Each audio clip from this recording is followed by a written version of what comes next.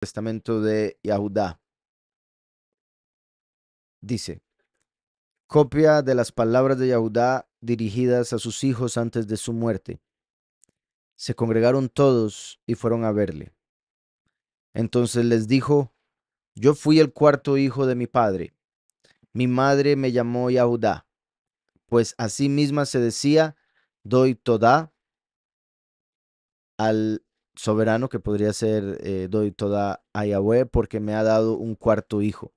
Ahora digo puede ser porque recuerden que estoy leyendo una traducción. En esta traducción no viene el nombre, dice lo que sería el equivalente de soberano o Adonai. No obstante, cabe la posibilidad, por supuesto, que ahí dijese Yahweh. Claramente para ese tiempo, el tiempo en el que se estaban dando em, las, los testamentos, todavía Moshe no había recibido el nombre de Yahweh. Por eso, como he mencionado, bueno, como ya dije, puede ser que haya dicho ahí soberano, y ya explico un poco más. Em, Mientras que puede que haya dicho Yahweh.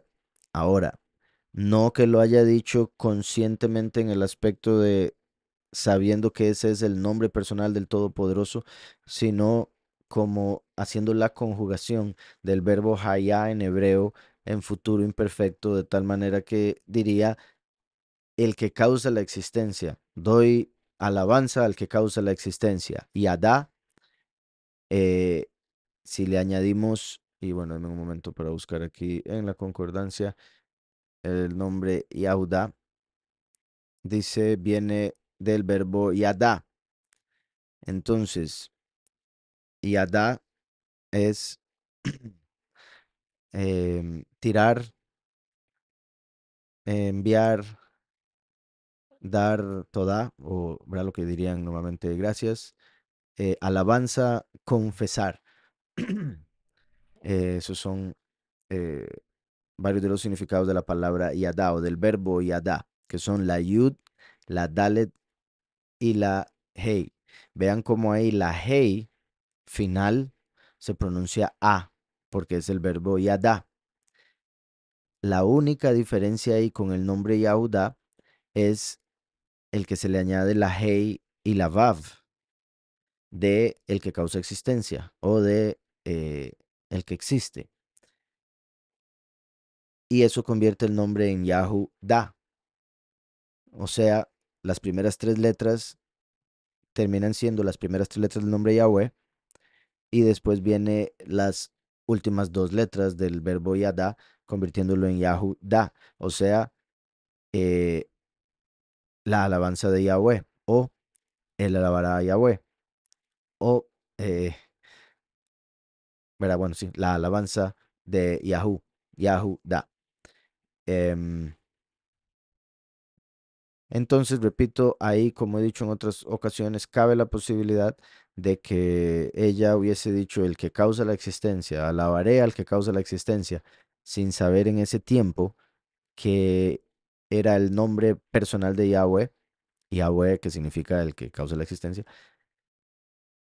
Pudo haberlo dicho proféticamente, el espíritu de profecía en ella, porque el Mesías mismo vendría a través de esa tribu. Entonces es interesante que es el único nombre. Después viene el de Yahusef, pero el de Yahusef se le dio cuando él salió de la cárcel, entonces hasta ese momento se llamaba Yosef. Mi punto es empezando con Yahu, por ende como una señal de que Yahushua vendría de esa tribu. Yahweh a través de Yahushua vendría a través de la tribu de Yahudá. Por eso, repito, pudo haber sido profético el Espíritu hablando a través de ella sin ella saber o entender. Y la otra posibilidad es que simplemente sea una conjugación del verbo yadá,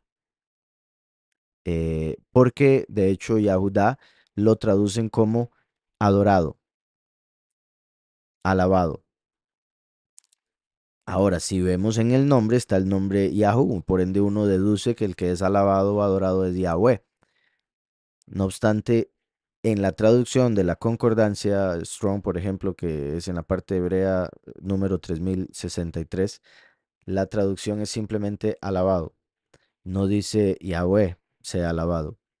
Entonces, como les digo, se puede tomar como una conjugación X del verbo yadá. En este caso, se vuelve un sustantivo, de hecho. Entonces es agarrando el verbo yada y convirtiéndolo en Yaudá.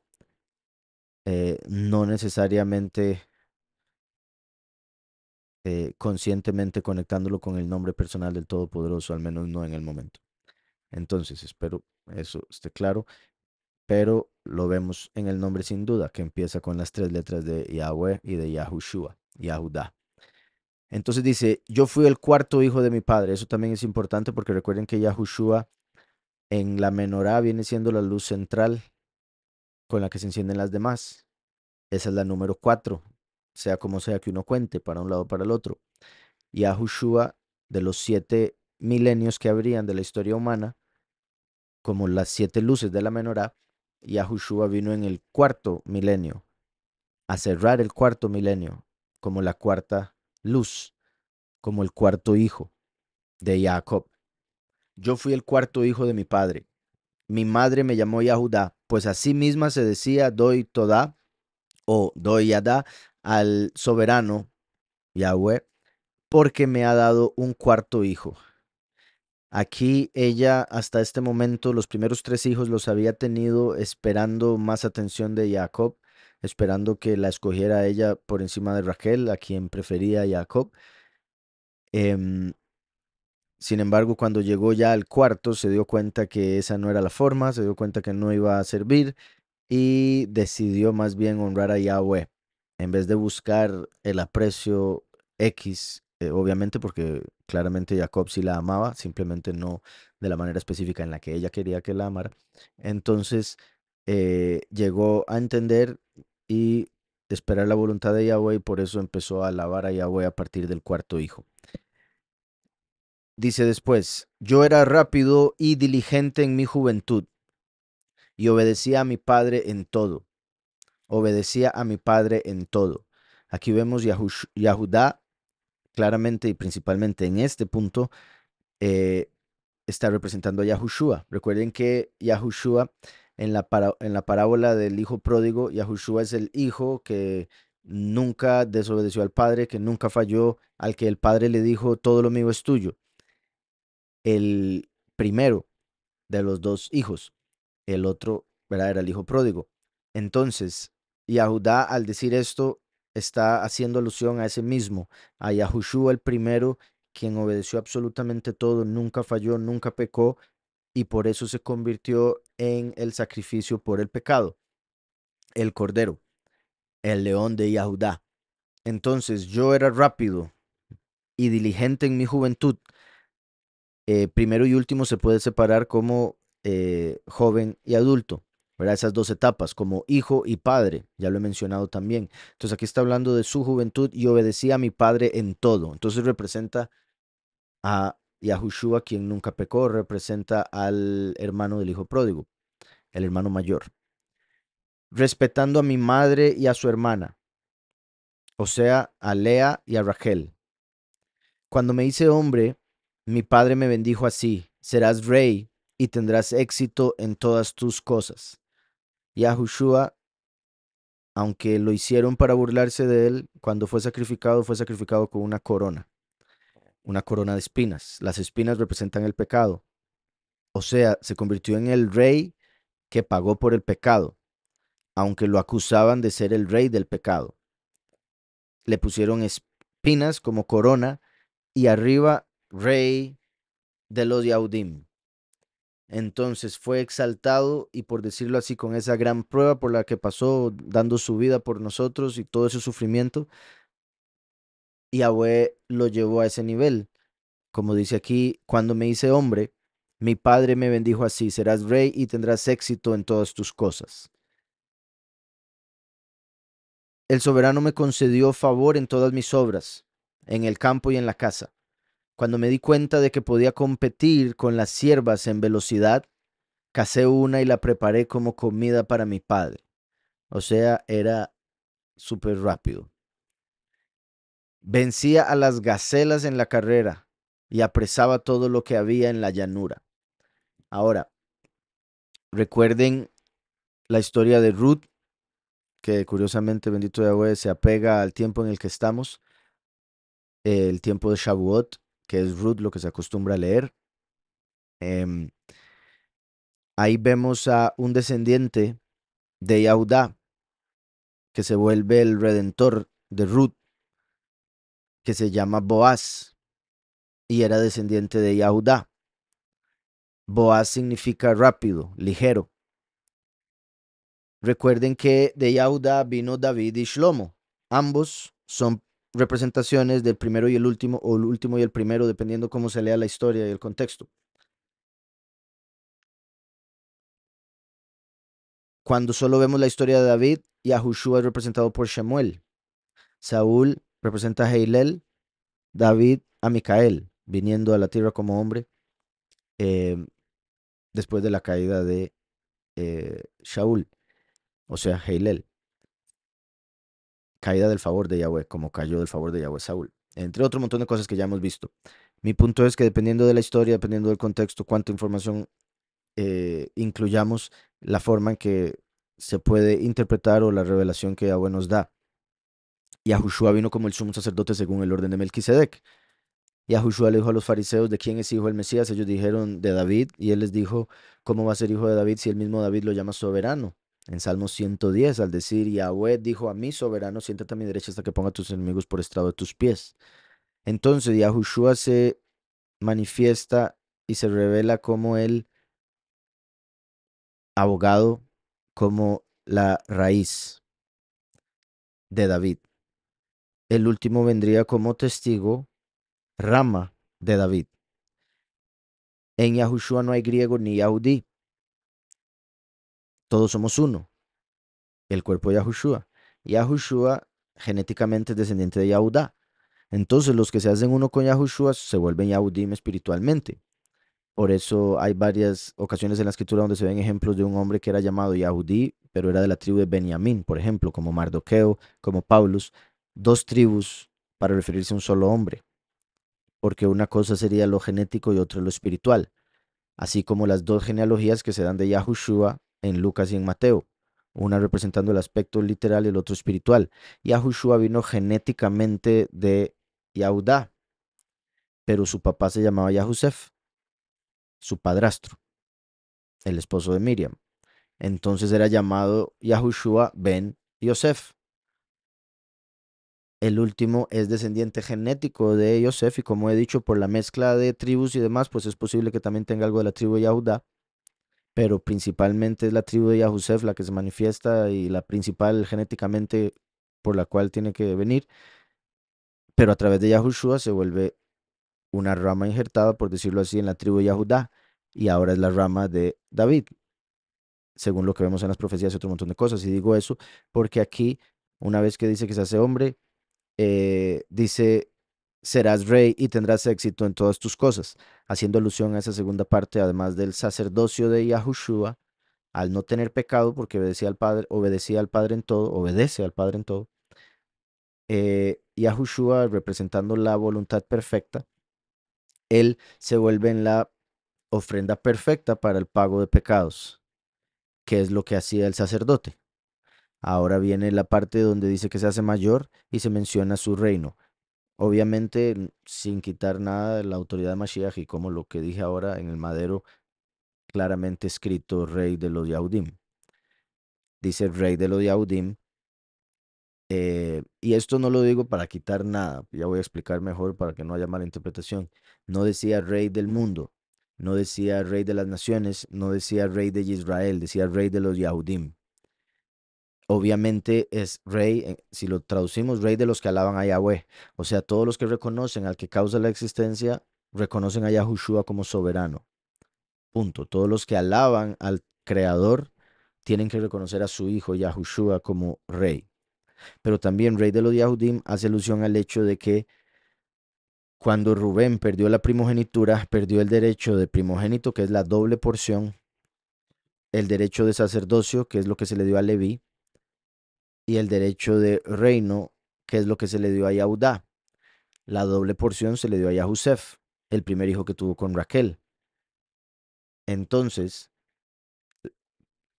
parte de las razones por las que vemos que Yahusef está separado y viene al final, Yahushua dijo que él tenía que ascender al Padre, iba a estar al lado del Padre. para poder dar una doble porción, la que reciben los últimos en el fin de los tiempos. Leví es de donde vendría Eliyahu, por eso Juan el Bautista era hijo de Zacarías, que era el sacerdote en ese tiempo, un levita. Yahushua vino genéticamente de la tribu de Yahudá. Entonces el último viene de la tribu de Yahusef con la doble porción. Yahushua vino de la tribu de Yahudá, entonces tiene el reino de los Yahudim. Cuando se dio esa separación entre Yahudá, Leví y Yahusef, también se estaba dando a entender que Yahudá sería el rey de sus hermanos, como lo dice Génesis 49, y Yosef el rey de las naciones, porque se iría a Egipto y todo lo que pasaría. Entonces, eso es una clave también importante del por qué lo dice de una manera en un lado y por qué de otro, además de lo que ya dije claramente, rey de los Yahudim, Melech HaYahudim, se refiere a rey de todos los que alaban a Yahweh. Ahora, continúo. El soberano me concedió favor en todas mis obras, en el campo y en la casa. Ahora, decía todo eso y ya sigo hablando. Recuerden una historia en la que Paulus va con Barnabí a predicar. Bar- em, Paulus era el que predicaba, Barnabí lo ayudaba y fue a predicar a un lugar de gentiles. Estos gentiles paganos veían a los dioses básicamente los mismos griegos o romanos con diferentes nombres. En este caso pensaron que Paulus y Barnabí eran Mercurio y Júpiter, porque como ven a Mercurio, Hermes, como el mensajero de los Elohim, lo ven como el orador, el que habla. Entonces, como Paulus hablaba, dijeron, ese debe ser Mercurio y el otro debe ser Júpiter, porque vemos que tienen poder. Y Júpiter, ¿verdad? Visto como Zeus, el más elevado de los Elohim, ¿verdad? Del mundo, obviamente, y de esas creencias. Entonces, em, piensan que uno es Mercurio y el otro Júpiter.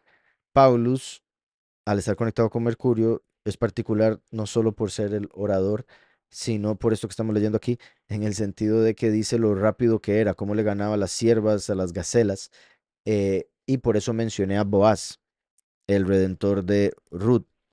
Boaz significa rápido, ligero, y ese es uno de los nombres de los dos pilares del templo. El otro pilar se llamaba Yaquín, Yaquín y Boaz. Él establecerá rápidamente. Entonces, cuando vino como raíz, estableció, porque ese es el establecimiento, ¿verdad? O la fundación del árbol, la raíz. Yahushua vino como Yaquín a establecer. Después viene el último rápidamente a eh, completar lo que falta. Por eso en el libro de Ruth vemos que habían dos redentores. El Peloní Almoní, cuyo nombre nunca se reveló porque representa el nombre Yahushua, que en el fin de los tiempos lo han mantenido y buscan mantenerlo oculto, pero era el primer redentor, el primero con el derecho de, pero él no quiso porque no quería ensuciar su semilla al mezclarse con una gentil, Ruth. Entonces se la dio a Boaz, que representa el descendiente de Yosef, que se vuelve rey de los gentiles, rey de las naciones, pero a través de Yahushua, el primer redentor, se vuelve la rama de David, el que viene rápidamente, ligeramente. Y eso de rápido o ligero se conecta con Mercurio porque Mercurio es el planeta con el ciclo o el circuito más rápido de todos. Y por eso es entre los falsos Elohim, eh, el mensajero de los Elohim, el que anda rapidísimo y del cual sacaron a Flash, por ejemplo. Y curiosamente, recuerden que Yahushua se fue al Padre. En el principio era la palabra estaba con Elohim y la palabra era Elohim, porque Elohim es plural, el Padre y el Hijo, Elohim, en el aspecto más elevado.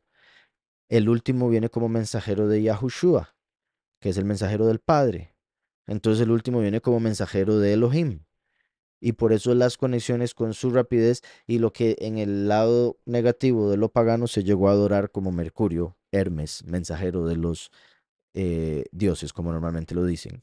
Entonces, particular que aquí Yahuda esté comentando acerca de ese punto de su rapidez que, repito, se ejemplifica en Boaz, el otro pilar, el otro redentor, según lo que leemos en el libro de Ruth. Cuando me di cuenta de que podía competir con las ciervas en velocidad, cacé una y le preparé como comida para mi padre. Vencía a las gacelas en la carrera y apresaba todo lo que había en la llanura. Me apoderé de una yegua salvaje y la domé. Maté a un león y arranqué a un cabrito de su boca. Vean qué poderoso esto. Maté a un león. Recuerden que Satanás anda como león rugiente viendo a ver a quién devorar. Aquí quiso devorar un cabrito como representación de una oveja del Padre. Como por ejemplo también, ¿verdad? El enemigo queriendo destruir a quien sea, así como trató de, bueno, no, así como llegó y mató a Mashiach como el cordero o el macho cabrío de Yom Kippur. Maté a un león y arranqué a un cabrito de su boca. Arrastrando a un oso por las patas, lo lancé por un precipicio. Imagínense la fuerza que podía tener este caballero. Arrastrando a un oso por las patas, lo lancé por un precipicio. A cualquier animal salvaje que se me enfrentaba, lo desgarraba como si fuera un perro. Competí con un jabalí, le gané a la carrera y lo destrocé.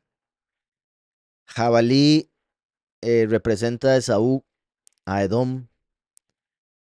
Particular, competí con un jabalí, le gané la carrera y lo destrocé. En Hebrón, un leopardo cayó sobre un perro.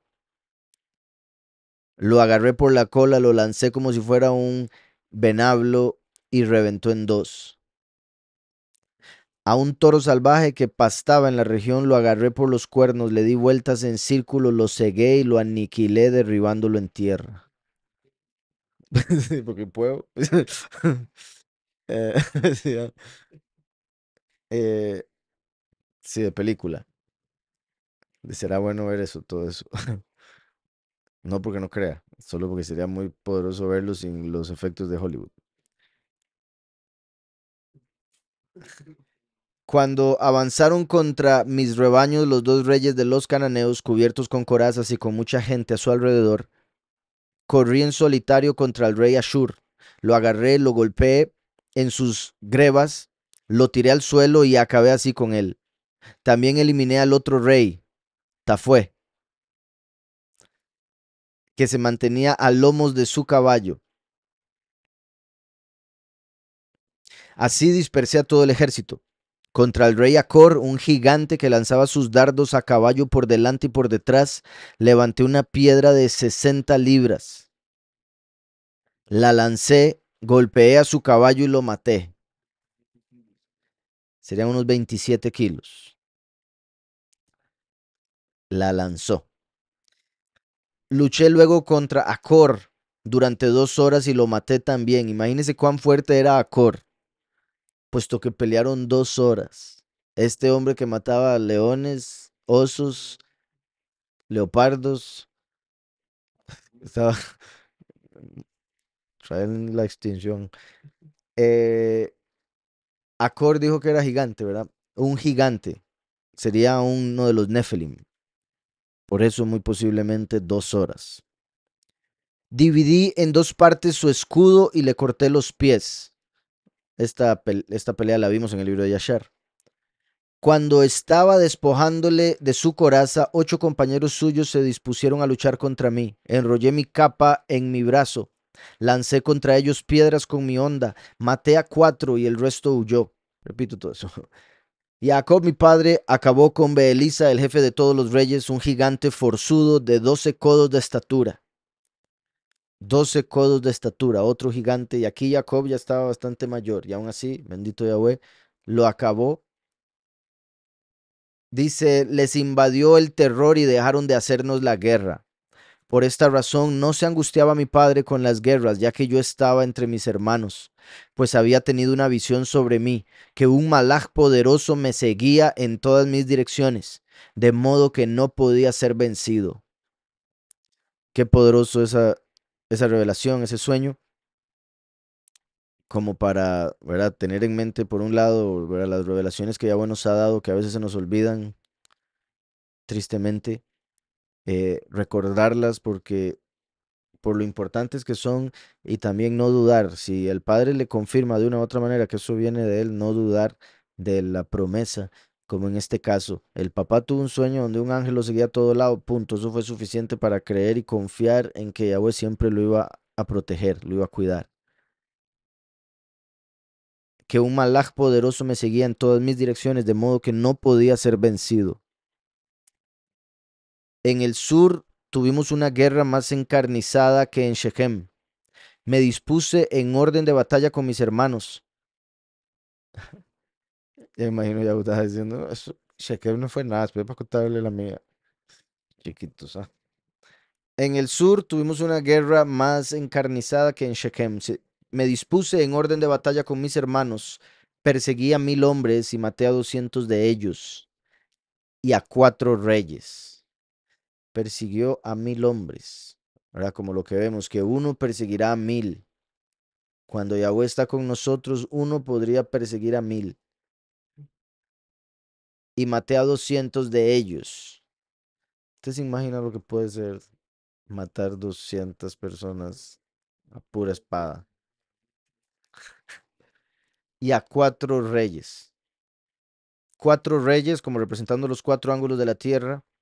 200 es el valor numérico de la letra Reish, que representa principio, representa también cabeza, como todas las cabezas que cortó, como el hecho de que 4 reyes, como dando a entender todos los reinos de toda la tierra, todos los que eran cabeza. Dice, me lancé contra ellos sobre la muralla y abatí a otros 2 reyes. Vean qué particular, 6 reyes, pero separados en 4 y 2. Recuerden que Yahushua vino en el 4 milenio de la tribu de Judá como la raíz de David. El último viene 2 milenios después como la rama de David, que viene de Judá. Me dispuse en orden de batalla con mis hermanos, perseguí a 1000 hombres y maté 200 de ellos y a 4 reyes. 1000 hombres también hace alusión a cabeza por ser la primera letra, Aleph, Aluf, 1000, y igual el becerro, la cabeza del toro. Dice, me lancé contra ellos sobre la muralla y abatí a otros 2 reyes. Así liberamos Hebrón y recuperamos a todos los prisioneros de esos reyes. Al día siguiente nos fuimos a Areta, ciudad fuerte, amurallada e inaccesible, que nos amenazaba de muerte. Gad y yo nos acercamos a la ciudad por el este, y Rubén y Leví por el occidente y el sur. Los de la muralla pensaron que estábamos solos y se lanzaron hacia abajo contra nosotros. Entonces, secretamente, mis hermanos escalaron la muralla ayudándose de clavijas y entraron a la ciudad sin que los enemigos se enteraran. Tomamos la ciudad a punta de espada. Otros habían huido a la torre, pero le prendimos fuego y así nos apoderamos de todo. Cuando nos retirábamos, los hombres de Etafue cayeron sobre nuestro botín de prisioneros. Se lo dejamos a nuestros hijos y luchamos contra ellos hasta Tafue misma. Los matamos, incendiamos su ciudad y pillamos todo lo que en ella había. ¿Qué pillos? Cuando estábamos cerca de las aguas de Coseba, los hombres de Yobel vinieron contra nosotros en son de guerra. Yobel, al menos la forma en que lo ponen acá, se parece mucho a la palabra jubileo en hebreo, Yobel. Puede que esté refiriéndose a Él es Bel, que en ese caso sería Él es el Señor, por eso enemigo, y yo creo que me inclino un poco más a eso por el hecho de que representa un enemigo, pero puede ser que estuviera conectado con jubileo. Em, si está conectado con jubileo, hace alusión a, normalmente, ¿verdad? Cuando llega el final, la redención final, el último jubileo, pero Yobel también podría ser, si se escribe diferente, obviamente, Él es el Señor, Él es Baal, Él es Bel. Los hombres de Yobel vinieron contra nosotros en son de guerra. Peleamos contra ellos y matamos a sus aliados, los de Shilón, sin darles la oportunidad de salir contra nosotros. Los de Maquir se nos enfrentaron al quinto día para apoderarse de nuestro botín. Nos lanzamos contra ellos y los vencimos en una ruda batalla, puesto que había entre ellos gran cantidad de valientes. Los matamos antes de que completáramos la subida. Cuando nos acercamos a su ciudad, sus mujeres hacían rodar piedras contra nosotros desde lo alto del monte en que estaba aplazada la villa. Ocultándonos Shimeón y yo por detrás, nos apoderamos de las alturas y aniquilamos toda la ciudad. Nos apoderamos de las alturas, ¿verdad? Como en el fin de los tiempos, cuando los dos testigos resucitan, ascienden al cielo y lo que sigue es la guerra de Micael con Heilel para hacerlo caer del cielo. Al día siguiente nos comunicaron que el rey de la ciudad de Gaaz venía contra nosotros con una muchedumbre fuertemente armada. Dan y yo, fingiéndonos amorreos, entramos como aliados en su ciudad. En medio de la oscuridad nocturna vieron nuestros hermanos, perdón, en medio de la oscuridad nocturna vinieron nuestros hermanos, les abrimos las puertas y los aniquilamos a ellos y a sus propiedades. Nos repartimos todas sus riquezas y abatimos sus 3 murallas. Nos acercamos a Tamná, donde se había concentrado en su vida las huestes de los reyes enemigos. Me insultaron y me irrité. Vean cómo hasta el momento todas las guerras se han mencionado antes de la guerra, nos vieron como enemigos, nos querían atacar, querían nuestra muerte. Todo eso, cuando vemos el libro de Yashar, entendemos que es por lo que sucedió en Shechem, lo que ya habíamos leído anteriormente en el testamento de Shimón. El príncipe de Shechem tomó a Dina, la hermana de los 12 patriarcas, eh, la violó y después fue que les dijo, ¿puedo quedarme con ella? Ellos le dijeron, está bien, pero si se circuncidaron todos en la ciudad, excepto unos pocos, muy pocos, como 10. Y en el tercer día, que era el día de más dolor, llegaron, los atacaron y los destruyeron a todos por haber violado a Dina. Y por haber estado de acuerdo todos, obviamente, porque eso lo solían hacer en esa ciudad. Entonces, cuando las otras naciones se dieron cuenta que Shechem fue destruido por la familia de Jacob, las otras naciones empezaron a venir en contra de Jacob, y eso era voluntad de Yahweh para castigar a las naciones impías, y por eso iban cayendo una tras otra cuando se peleaban contra la familia de Jacob. Aquí ya vemos que, bueno, que también se puede entender, obviamente. Imagino la ira con la que estaban peleando, todo lo que ya habían hecho, todo lo que habían destruido, etcétera, etcétera. Pero aquí, como dice, me insultaron y me irrité. ¿Verdad? La escritura dice, airaos, mas no pequéis. Airaos, mas no pequéis. Eso es importante. Y por lo que vemos acá, a veces podrían caer en, como lo vemos acá, me irrité. Me lancé hacia la cima contra ellos mientras me arrojaban flechas y piedras con sus ondas. Ahí ya le estaban tirando flechas porque ya lo querían matar. Ahí ya es otra cosa. Sí, pues así sí. Si Dan, mi hermano, no hubiera luchado conmigo, habrían podido matarme. Pero nos lanzamos contra ellos con gran ira y huyeron todos. Yendo por otro camino, suplicaron a mi padre, quien firmó con ellos la paz. No les hicimos ningún daño, sino que concluimos un tratado y les devolvimos todo nuestro botín. Entonces ahí vemos cuando llegaron a hacer la paz, la cumplieron y hasta devolvieron lo que habían tomado de algunos.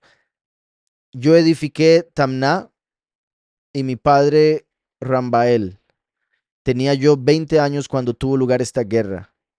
A los 20 años matando osos, leones. Los cananeos nos tenían miedo a mí y a mis hermanos. Eso también va dando inicio a el tiempo de la salida de Egipto, cuando el pueblo iba para Canaán. Los cananeos estaban desesperados porque oyeron que ya estas tribus que se habían multiplicado venían para Canaán.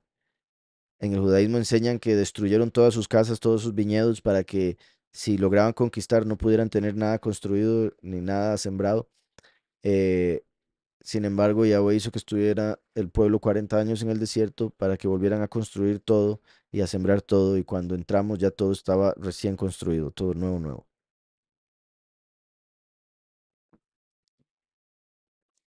Dice, poseía yo muchos rebaños y como mayoral a Irán el Odolamita. Cuando yo me dirigí hacia él, vi a Barzán, rey de Odolán, que preparó para nosotros un banquete, me exhortó a que aceptara a su hija Beshue como mujer. Aquí es, qué curioso, porque sí, esto puede ser un problemita de escritura, de lo que hemos hablado. Por ejemplo, en, en Génesis 37, perdón, 38, vemos que Yahudá se casa con la hija de Shua, la hija de Shua, que en hebreo sería Bat Shua, hija de Shua. Algunos han visto eso como un nombre, Bat Shua. ¿Por qué? Porque Yahweh le da ese nombre a Betsheba en una ocasión en la escritura. Entonces, en el contexto de Génesis 38, Bat-shua es la hija de Shua. No se nos dice básicamente cómo se llama, se nos dice cómo se llama su papá. Y en el libro de Yasher, o en el libro de Yashar, ahí se menciona el nombre de ella, que no es Bat-shua. Em, creo que era eh, Alita. Sí, bueno, entonces en el libro de Yashar aparece el que se supone era el nombre de ella, la que en Génesis aparece como Batshua, por lo que Yahweh está tratando de enseñar. Entre otras cosas, la unión de Yahudá con Batshua hace el nombre Yahushua. El punto era que a través de esa unión y lo que vendría después en ese mismo capítulo se manifestaría Yahushua, el Mesías. Por eso Génesis lo explica o lo relata de la manera que lo hace. Yashar nos da los detalles que faltan, porque nos está revelando otro aspecto, otra perspectiva. Aquí parece ser que agarraron la palabra Batshua como el nombre. En esta traducción pusieron Betsue, pero se está refiriendo a Batshua. Y dice em, que el papá era Barzán. Ahora, puede ser que el papá se llamara Barzán Shua, que habría que ver, bueno, me gustaría también verlo en hebreo, porque como sabemos, Bar es hijo. Le podría añadir fuerza a lo de el hijo, sería Yahushua. Aliyat. Aliyat, ¿qué? Leo aquí. En aquel tiempo Yahudá fue a Adulam y llegó a un hombre de Adulam que se llamaba Ira. Eso lo vemos en Génesis. Y Yahudá vio allí a la hija de un hombre de Canaán que se llamaba Aliyat, hija de Shua. O sea, Aliyat bat Shua. Y la tomó y se acercó a ella. Aliyat dio a luz a Yahudá, Onán y Shiloh. Ahora, la única forma, creo yo, de poder conectar ambas sería que a ella la llamaban Aliyat Bat Shua, Aliyat la hija de Shua. Shua significa salvación, libertad, pero también riqueza, opulencia. Y si él era rey, como dice aquí, Barzán, rey de Odolán, pues podría ser muy opulento y podría verse entonces a ella como Aliyad, la hija de la riqueza, la hija de la opulencia, la hija del rey. Esa sería la posibilidad que veo.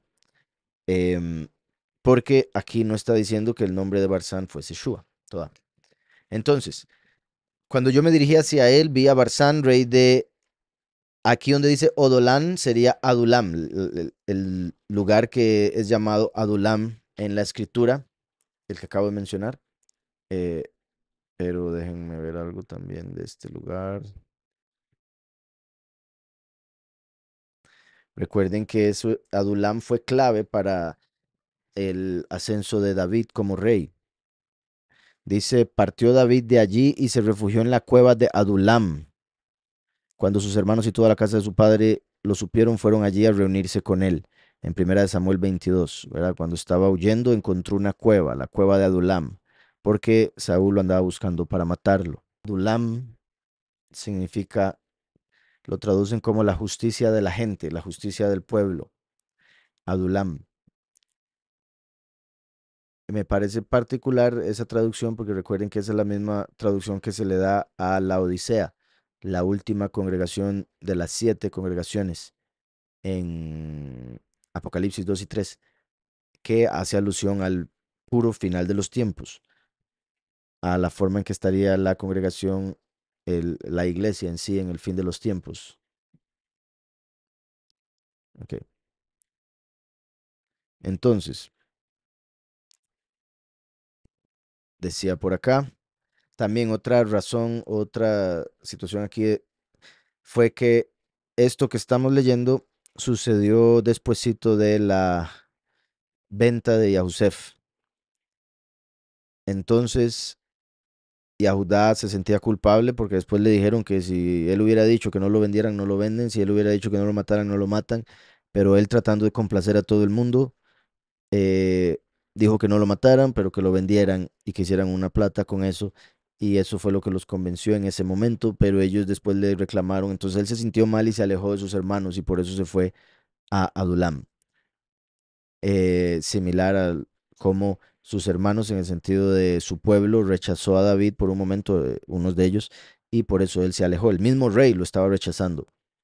Entonces, dice que preparó para nosotros un banquete, me exhortó a que aceptara a su hija, aquí dice Batshua, como mujer.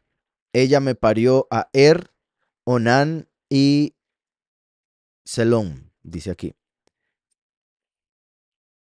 3 hijos, dice, a 2 de ellos los hizo morir el soberano sin hijos.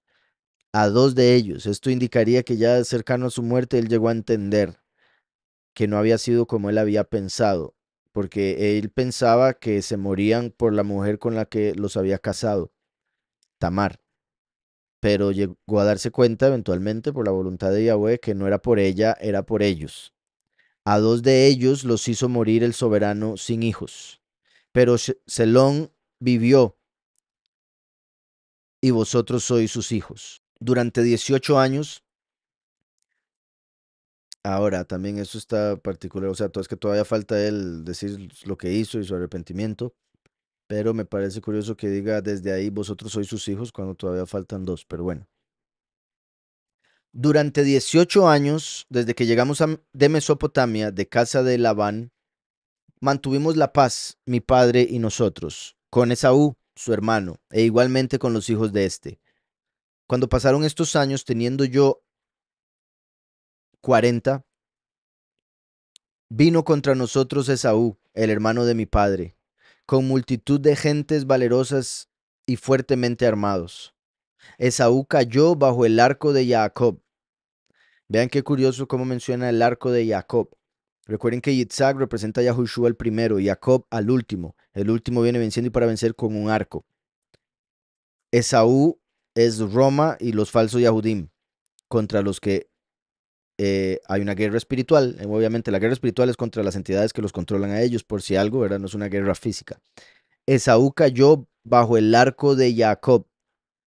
Fue llevado casi muerto al monte Sheir y murió cuando se dirigía a Ein Ramna. Este es otro punto, porque recuerden que en el libro de Yashar, Esaú llegó al entierro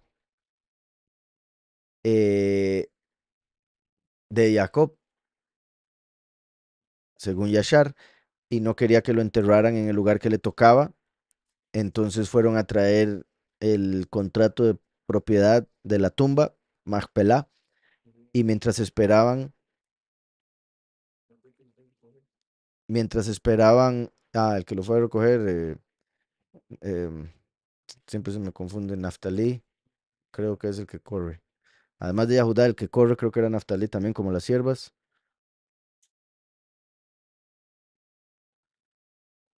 Sí, quiero decir Asher, quiero decir Isahar, pero creo que Naftalí.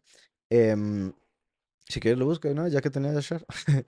Y Hushim, que ahí sí creo que era el descendiente de uno de los que acabo de mencionar. Hushim, que era sordomudo, no entendía por qué no enterraban a su abuelo y cuando le dijeron que era porque no querían que lo enterraran, Esaú agarró una espada y le cortó la cabeza y ese día enterraron a ambos, según el libro de Yashar. Entonces aquí vemos otra discrepancia. Em, que parecería indicar, ¿verdad? Mano escriba que le añadieron o que todo el escrito no fue originalmente por los patriarcas, por si algo, pero sin duda es interesante, importante lo que dice. Em, También es particular que es en el mismo libro de Yashar, donde vemos que Saúl le corta la cabeza a Nimrod y, ¿verdad? El que vive por la espada muere por la espada. A él se le dijo que viviría por la espada, le corta la cabeza a Nimrod y después le cortan la cabeza a él. Y es curioso porque Roma vino de Esaú y Babel de Nimrod. Y la escritura habla de la bestia que se levanta, que es el último gobierno mundial, cuya cabeza fue herida de muerte, pero vuelve a tomar poder y todo el mundo se sorprende y la adora a la bestia, cuya herida mortal fue sanada. Entonces es particular que a esos dos se les habría cortado la cabeza según el libro de Yashar. Entonces,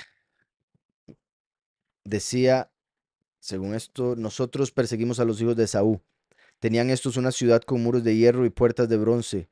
No pudimos entrar en ella, sino que asentamos nuestro campamento y los sometimos a asedio.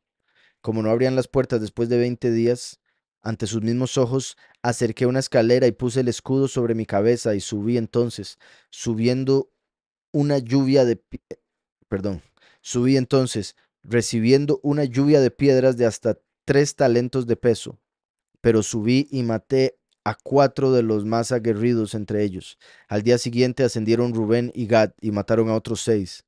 Entonces nos pidieron la paz.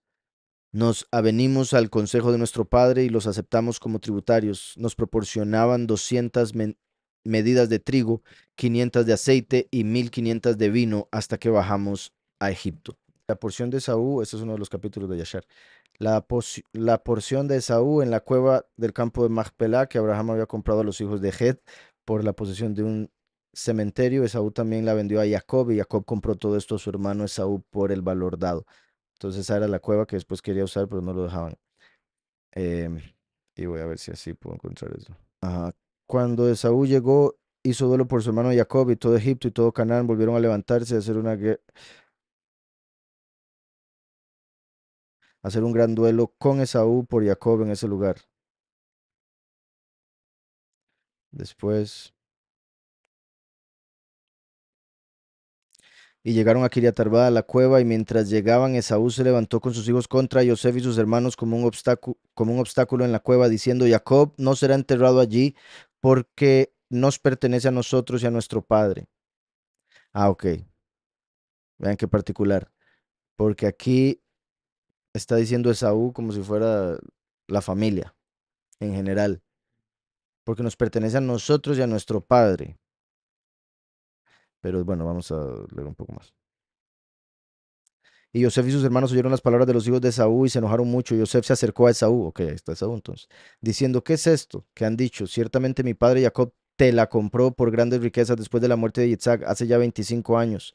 Y también toda la tierra de Canaán te la compró a ti, a tus hijos y a tu descendencia después de ti. Y Jacob la compró para sus hijos. Y Esaú respondió diciendo, tú hablas falsamente y dices mentiras porque yo no vendí nada que me perteneciera en toda esta tierra como tú dices, ni mi hermano Jacob compró nada que me perteneciera en esta tierra. Qué molesto, ¿verdad? Porque ya vimos 2 pruebas y ya sabíamos la historia de cómo la compró y después obtuvo hasta la bendición que ya Esaú quería mantener a pesar de haberla vendido. Y bueno, voy a seguir más adelante. Y Joseph llamó a Neftalí, su hermano, y le dijo, apresúrate, no te detengas, y corre ahora a Egipto y trae todos los registros, el registro de la compra, el registro de sellado y el registro abierto, y también todos los primeros registros en los que están escritas todas las transacciones de derecho de nacimiento, tráelos. Y Neftalí era súper rápido. Y Neftalí escuchó la voz de Yosef y se apresuró y corrió para descender a Egipto. Y Neftalí era más ligero de pies que cualquiera de los siervos que había en el desierto, pues iba sobre espigas sin aplastarlas.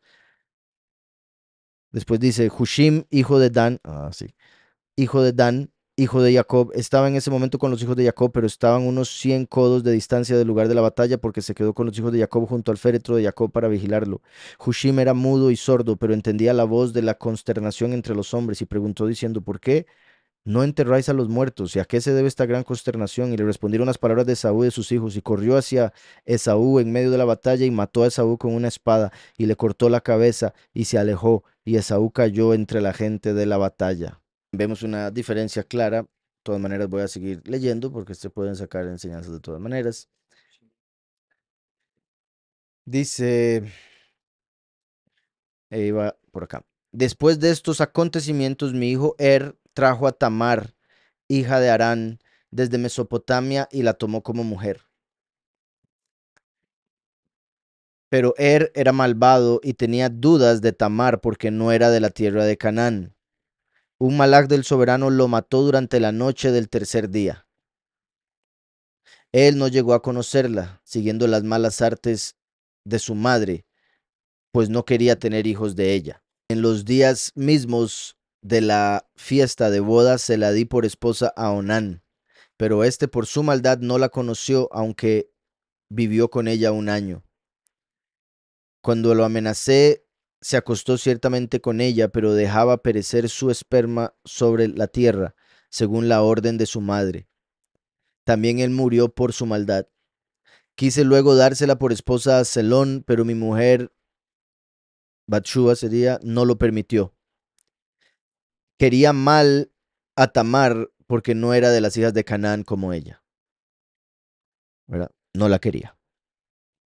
Yo sabía que era malo el linaje de Canaán, pero el impulso de la juventud cegó mi corazón. Entonces, ¿verdad? Ahí está hablando de su arrepentimiento de haberse casado con la hija de Shua, con Aliat. Yo sabía que era malo el linaje de Canaán, ¿verdad? Lo sabemos, fueron malditos y por eso la tierra sería nuestra. Es curioso cómo él primero se casa con Canaán, así como por decirlo así, el antiguo pacto, y Yahweh haciéndolo con la carne, y después el nuevo pacto, el espíritu,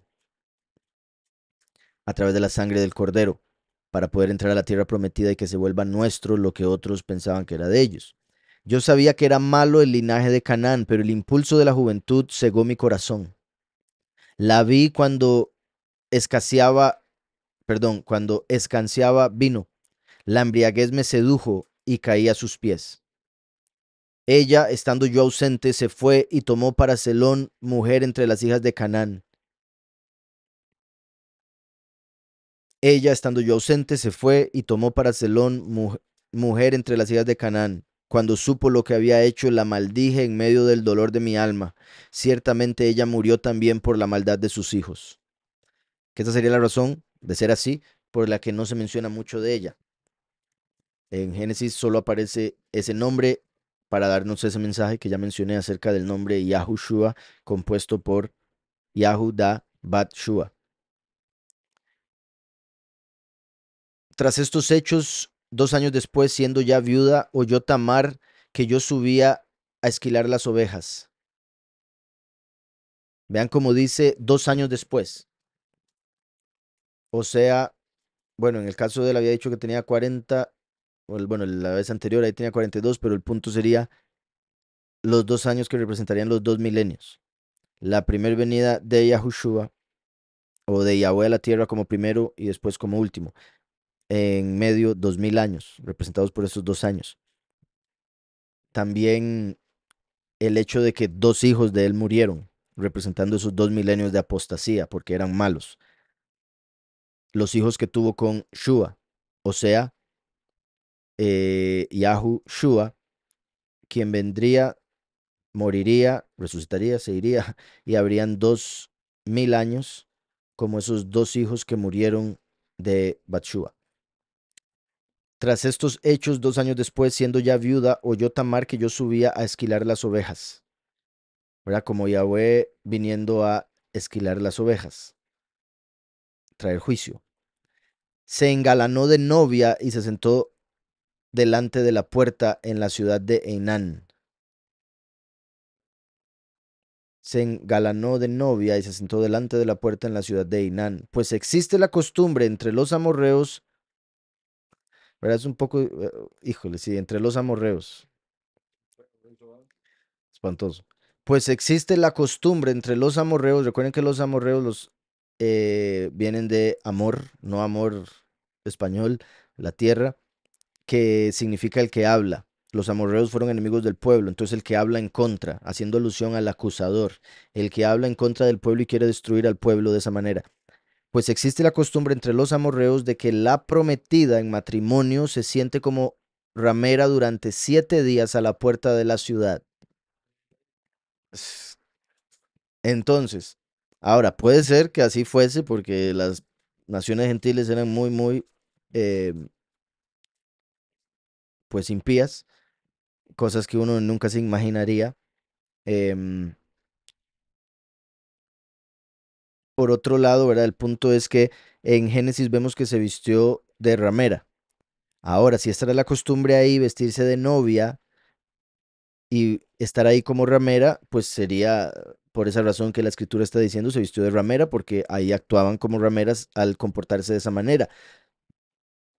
Por otro lado, es particular que el vestirse de esa manera le ayudaba a cubrirse el rostro como para que no la reconociera. Se ponía un velo como para el matrimonio, que también representa, ¿verdad? Como las 10 novias que están esperando al novio, las 10 vírgenes, en este caso, bendito Yahweh dice, ¿verdad? 10 vírgenes, de las cuales hay 5 insensatas, 5 prudentes, que sí entran con el novio cuando éste llega.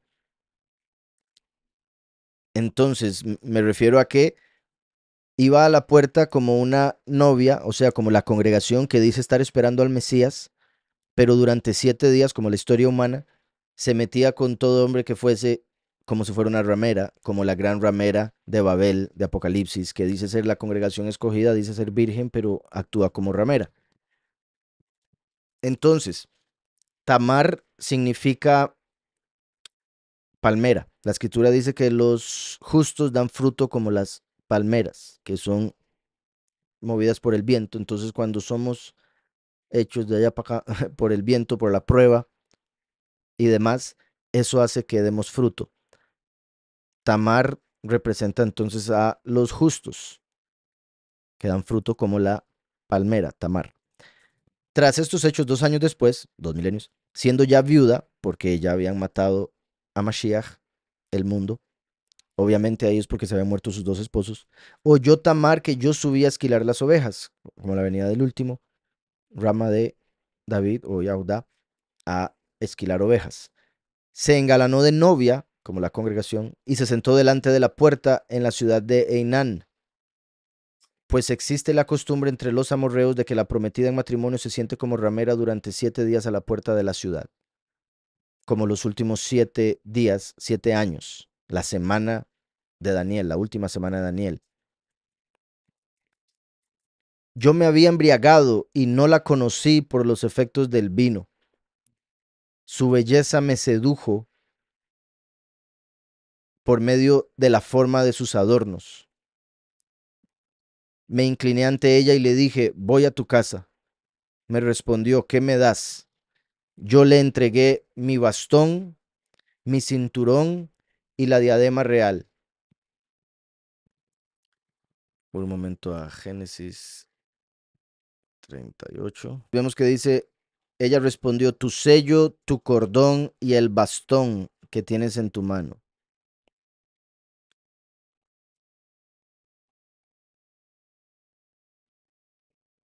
Tu sello, que es el anillo de autoridad del rey para sellar leyes. Tu cordón, que representa la verdad y la justicia.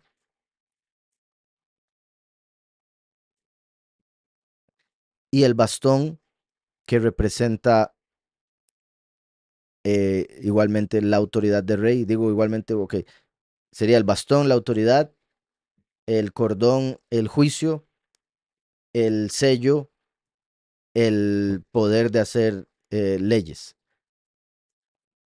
de confirmar algo. Y vine a leerlo porque, ¿verdad? Vimos que decía algo diferente, una diadema. En hebreo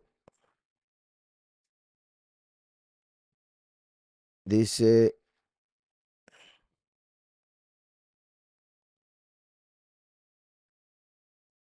tu sello. Ok.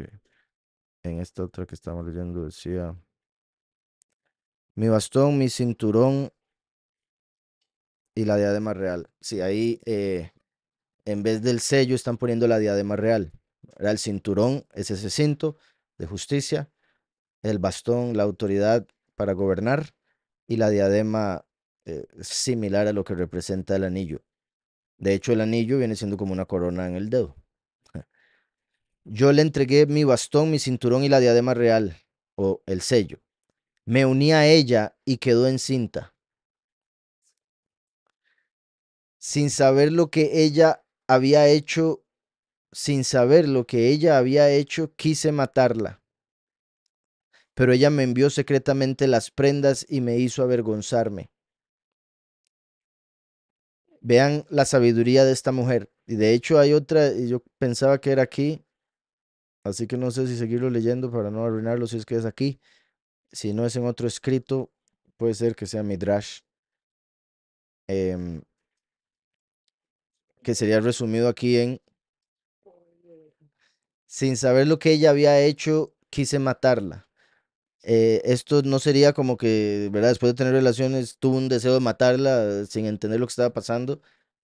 Fue que cuando, como dice en Génesis y después en otros escritos, cuando ella se descubrió que estaba embarazada, la querían matar. O sea, quiso matarla a Yahudá porque dijo, ¿cómo si usted estaba viuda y era la esposa de mis hijos, ahora salió embarazada? ¿De quién? Entonces quiso matarla en juicio cuando se dio cuenta que estaba embarazada. Y ellas, en vez de levantarse en el juicio, porque habían tres hombres juzgándola, uno de los cuales era Yahudá, tres hombres la estaban juzgando, su papá estaba ahí, él se levantó, perdón, ella se levantó y dijo, esto es del hombre con el que estuve, sin decir, es él. Dijo, esto es del hombre con el que estuve. O sea, dándole la oportunidad a él de salvarle la vida, pero estando dispuesta a morir por. No dijo, fue de ese, de los tres jueces que están ahí, sino que actuó prudentemente, como esas vírgenes prudentes. Dice, pero ella me envió secretamente las prendas y me hizo avergonzarme.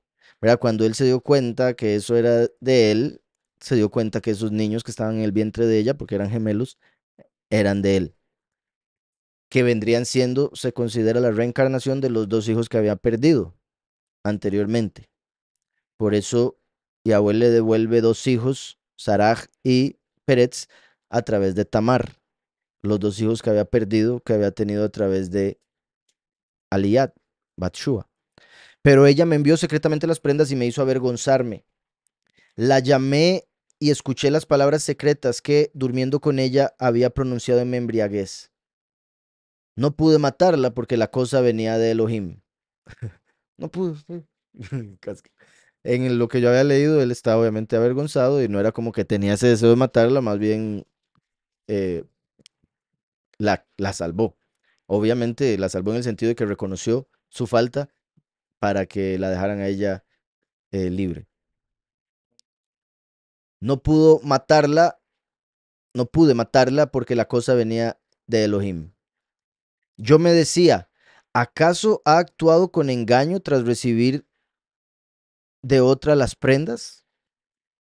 Pero no me acerqué a ella hasta los días de mi muerte, ya que había cometido esta impiedad en todo Israel. Los vecinos de la ciudad decían, además, que en la puerta no había ninguna prostituta, que había venido de otra región y que se había sentado allí durante poco tiempo. Pensé que nadie se había enterado de que yo había ido a su casa. Después de estos sucesos fuimos a Egipto junto a Yosef a causa del hambre. 46 años tenía entonces y vivía allí 73. Hijos míos, oíd lo que os ordena vuestro padre. Guardad todas mis palabras para que cumpláis los preceptos del soberano y obedezcáis los mandamientos de Yahweh Elohim. No caminéis tras vuestros deseos, ni según los pensamientos de vuestras mentes con el orgullo de vuestros corazones. No os vanagloriéis con la fortaleza de vuestra juventud, porque también eso es malo ante los ojos del soberano. Yo me había exaltado de que durante mis guerras no me había engañado ningún rostro de mujer hermosa y había colmado de oprobios a Rubén a causa de Bilá, la mujer de mi padre. Pero los espíritus de la envidia y la fornicación se dispusieron contra mí hasta que caí ante Batshua, la cananea, y ante Tamar, la esposa de mis hijos.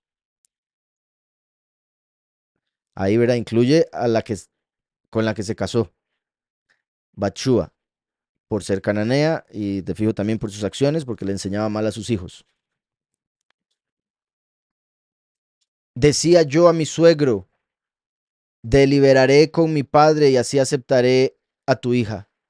Pero él no quiso y me mostró una cantidad inmensa de oro a disposición de su hija, ya que era rey.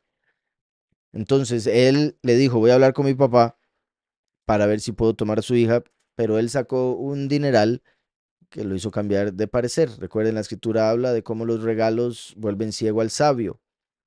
Pero él no quiso y me mostró una cantidad inmensa de oro a disposición de su hija, ya que era rey.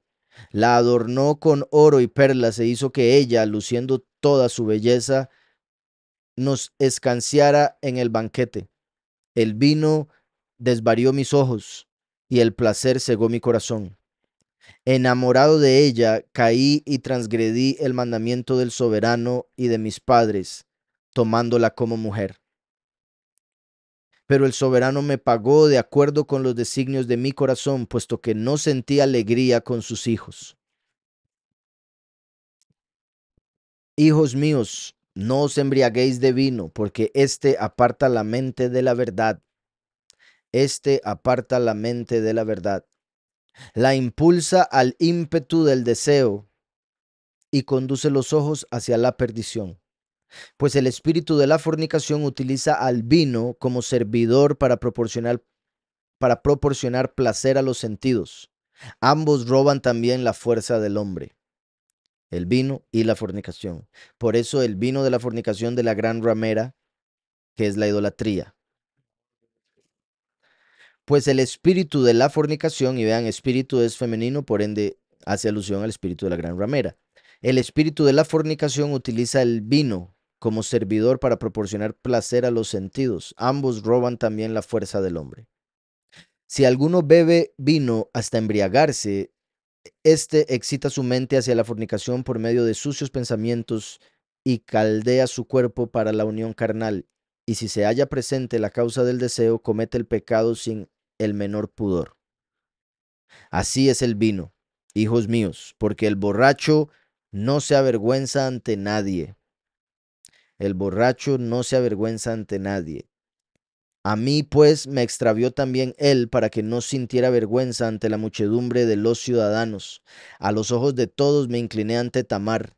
Cometí un gran pecado y levanté el velo de la impureza de mis hijos. ¿Verdad? Porque como ella era la viuda, cuando levantó el velo, eso vendría siendo, o sea, se metió con la mujer que había sido de sus hijos. Como dice aquí, levanté el velo de la impureza de mis hijos. Por culpa del vino no sentí respeto del mandamiento de Elohim y tomé como mujer a una cananea. Por ello, el que bebe vino necesita inteligencia, hijos míos. Y esta es la sensatez en la bebida. Y esta es la sensatez en la bebida. Beber solo mientras se mantiene la decencia. Beber solo mientras se mantiene la decencia. Pero si se pasa esta frontera, el vino irrumpe en la mente y suscita al espíritu del error y hace al ebrio hablar lo indecoroso, transgredir la ley sin sentir vergüenza, llegando incluso a exaltarse en el deshonor, juzgándolo algo hermoso. El fornicario no siente que sufre daño ni se avergüenza cuando pierde la honra. Uno que fornica, aunque sea rey, queda desposeído de la realeza, pues resulta esclavo de la fornicación, tal como me ocurrió a mí. ¿Verdad? Que le dio el sello de rey, el bastón o el cetro de su autoridad y el cinto, que representa el juicio. Pues resulta esclavo de la fornicación, tal como me ocurrió a mí. Entregué mi báculo, es decir, el apoyo de mi tribu, mi cinturón, es decir, mi poderío, y la diadema, o lo que es lo mismo, la honra de mi reino. Luego, arrepentido de ello, ni gusté del vino ni de la carne hasta mi senectud, ni gocé de ningún tipo de alegría. El malaj del soberano me indicó que las mujeres dominan siempre tanto al rey como al mendigo. El ángel del soberano me indicó que las mujeres dominan siempre tanto al rey como al mendigo. Al rey le despojan de su honor, al valiente de su energía y al menesteroso hasta del más pequeño sustento de su pobreza. Guardad pues, hijos míos, el límite del vino, pues hay en él 4 espíritus malvados: el deseo, el ardor, repito, pues hay en él 4 espíritus malvados: del deseo, del ardor, del libertinaje y del lucro infame.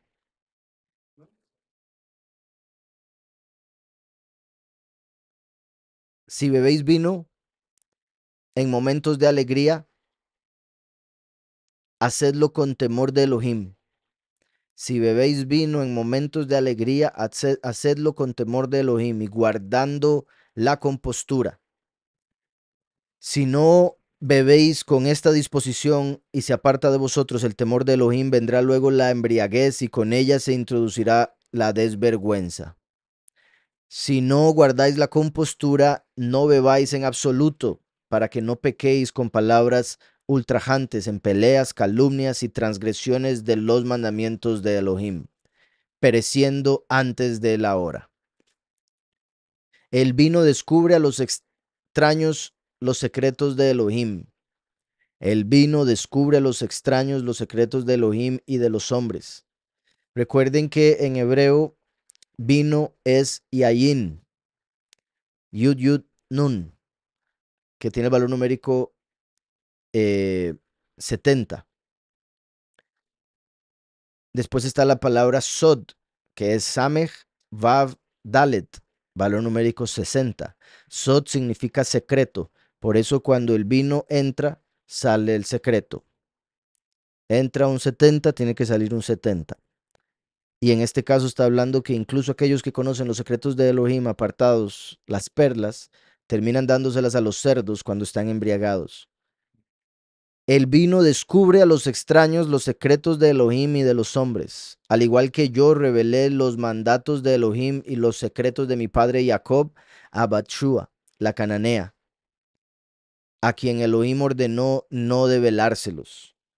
¿Verdad? Él estaba ebrio cuando se casó con ella, con la hija de Shua, y por ende le reveló, porque era su esposa, los secretos de su papá y los secretos del Todopoderoso. Eso es particular porque, vuelvo y repito, era su esposa, se había casado con ella y había cometido un error. No por haberse casado quiere decir que estaba haciendo todo bien, él mismo se arrepintió de haberse casado con ella. Y repito, es que me parece particular porque normalmente siempre se van solo por un lado, que ya matrimonio significa todo perfecto y todo tiene que ser así, todo está bien y no hay ningún pecado en el matrimonio. Si no es el matrimonio que Yahweh quería, pues obviamente va a traer problemas, tristemente. Y eso lo digo no por algo de ahorita, porque yo espero que todos los matrimonios estén cada vez más fuertes y lo que sea que tengan que trabajar, que lo trabajen, por supuesto, y en cualquier cosa, o sea, poner en oración y pedirle al Padre la guía, la sabiduría para cada decisión, etcétera. Pero estoy hablando de personas que quizá pasaron por un matrimonio feo, por algo espantoso, eh, y tal vez llegaron a pensar eh, que por haberse divorciado, que fue ese el fallo, cuando quizá el fallo había sido lo anterior, como en este caso, Yahudá se casó con una mujer que no tenía que casarse y por eso ahorita le estaba pidiendo perdón a Yahweh por los errores que cometió en ese matrimonio con esa mujer, además de los errores que cometió después con Tamar. Dice, el vino es causa de disputa e intranquilidad. Os ordeno pues, hijos míos, que no pongáis vuestro amor en el dinero, ni dirijáis vuestra mirada a la belleza de las mujeres. porque por el dinero y la hermosura me extravié con la hija de Shua, la cananea.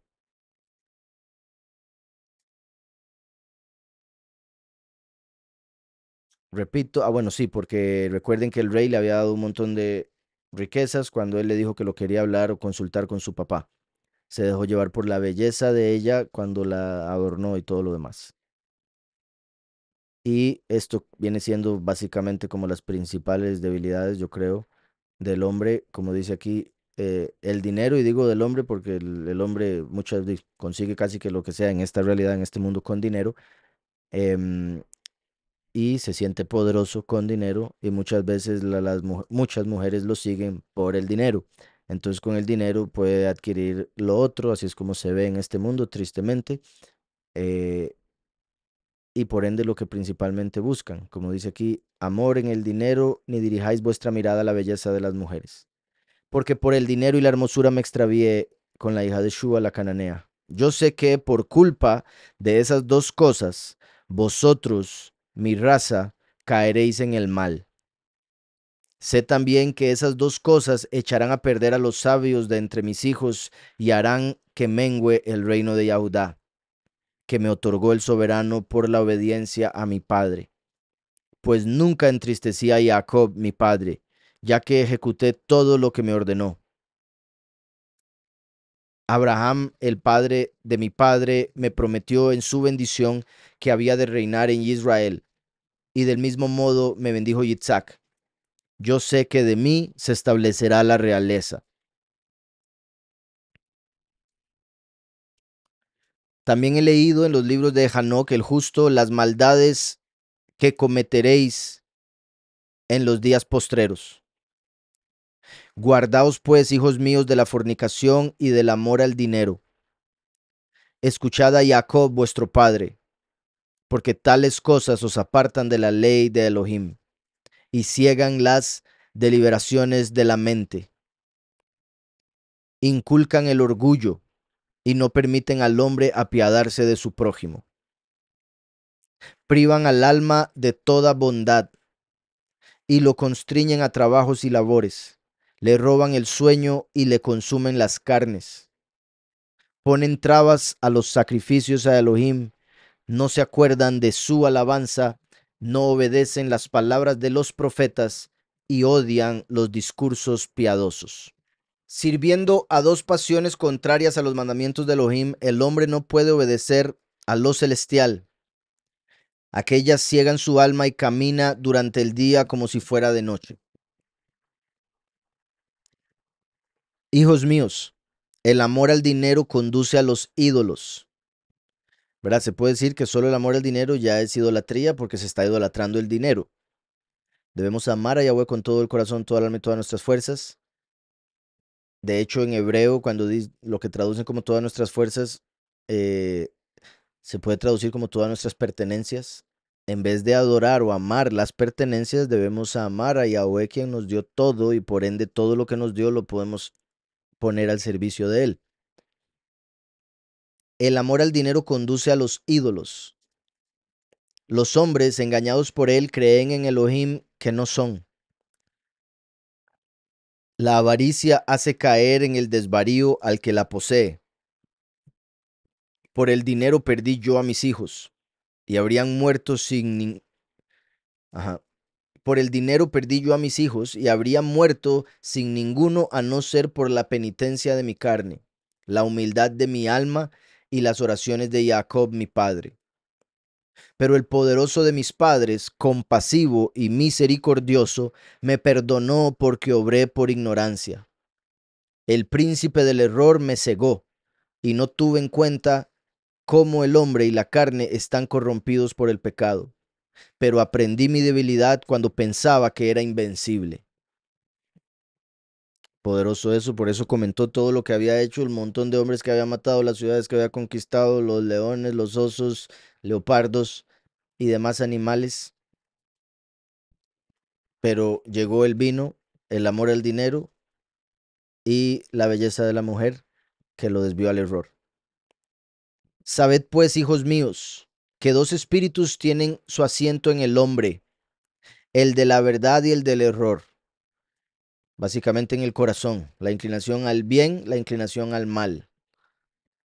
En medio de ellos se halla el espíritu intelectivo de la mente y se inclina a donde quiere.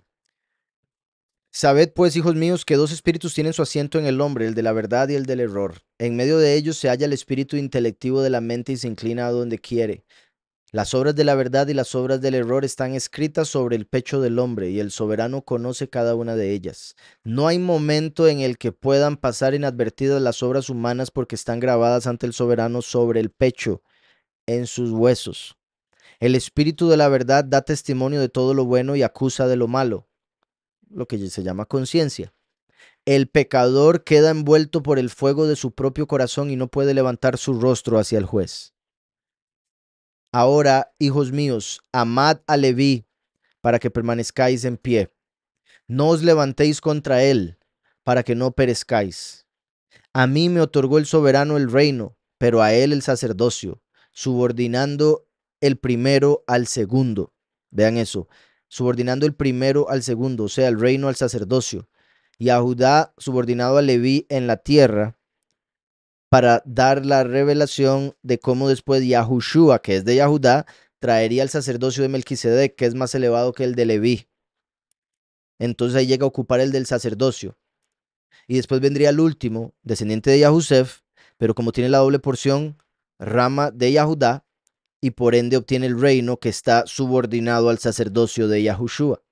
Espero eso haya quedado claro, es importante. A mí me otorgó el soberano el reino, pero a él el sacerdocio subordinado el primero al segundo. A mí me dio lo terrenal, a él lo celestial. Eso fue en ese tiempo, pero cuando Yahushua trae el sacerdocio celestial, el último viene y se le da el reino terrenal, en el sentido de todas las naciones de la tierra. Lo celestial viene a través de Yahushua, que fue representado por Leví, el sacerdocio terrenal. Ahí dice que lo celestial le fue dado a Leví porque él recibía las ofrendas, que era lo que era para Yahweh, lo recibía él, además de la bendición de hacer los sacrificios para traer el perdón de pecados y demás, en el sentido de lo que eso representaba. Entonces a él se le dio la conexión con lo celestial, a Yahudá el gobierno de lo terrenal. Pero al venir Yahushua de Yahudá con el sacerdocio celestial, después viene el último subordinado a Yahushua, el sacerdocio de Melquisedec, para poder gobernar de acuerdo a la verdad. Dice, como supera el cielo a la tierra, así aventaja el sacerdocio de Elohim a la realeza terrena. Si el primero no se aparta del soberano por el pecado, ni se ve dominado por la realeza terrestre. Aventaja el sacerdocio de Elohim a la realeza terrena. Si el primero, era el sacerdocio, no se aparta del soberano por el pecado, ni se ve dominado por la realeza terrestre, lo llega a dominar el rey, como sucedió con algunos sacerdotes, que por querer estar bien con el rey hacían lo que el rey pedía y caían mal con el padre. Entonces, em, por eso Yahushua viene y no es dominado por la realeza terrestre, no es dominado por el pecado, él vence el pecado para poder mantener el verdadero sacerdocio de Melquisedec celestial. A él y no a ti ha elegido el soberano para acercarse a él, para comer de su mesa y de sus primicias, las delicias de los hijos de Israel. Tú reinarás en Jacob, le está hablando Yahudá, y serás para ellos como el mar, como en el piélago. Los justos y los injustos son llevados de un lado a otro, los unos como cautivos y los otros enriqueciéndose. Así habrá en ti toda clase de hombres, unos sufrirán peligros y caerán prisioneros, otros se enriquecerán por la rapiña. Los reyes serán como grandes cetáceos, tragándose a los hombres como peces. Esclavizarán a los libres, hombres y mujeres, y expoliarán casas, campos, rebaños y riquezas. Llenarán impíamente los buches de cuervos e ibis con las carnes de muchos. Adelantarán en la maldad, enorgulleciéndose en su avaricia. Serán falsos profetas como huracanes y perseguirán a todos los justos. El soberano atraerá sobre ellos divisiones de unos con otros y habrá continuas luchas en Israel. Mi reino acabará entre gentes extrañas hasta que venga la salvación de Israel, hasta la venida del poderoso justo, para que Jacob y todos los pueblos puedan descansar en Shalom.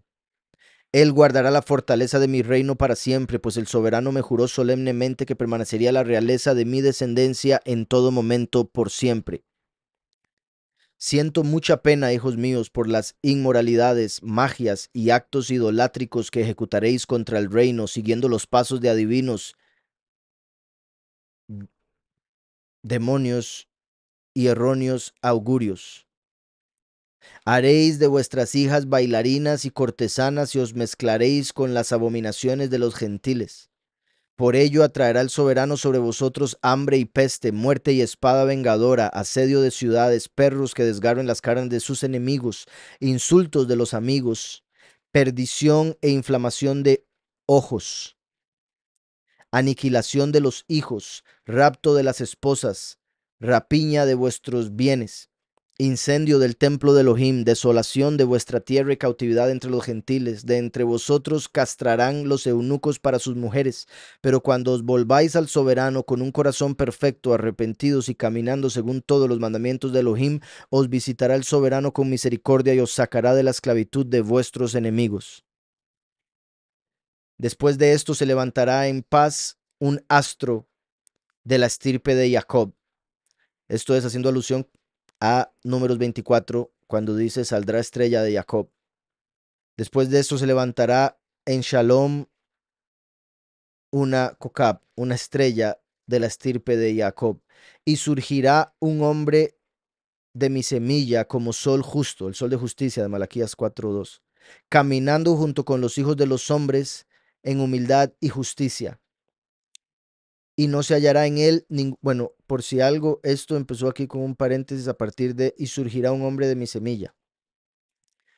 Entonces eso podría ser añadido, ¿verdad? Tristemente, después de Mashiach, pero podría estar profetizando desde ese tiempo de Mashiach.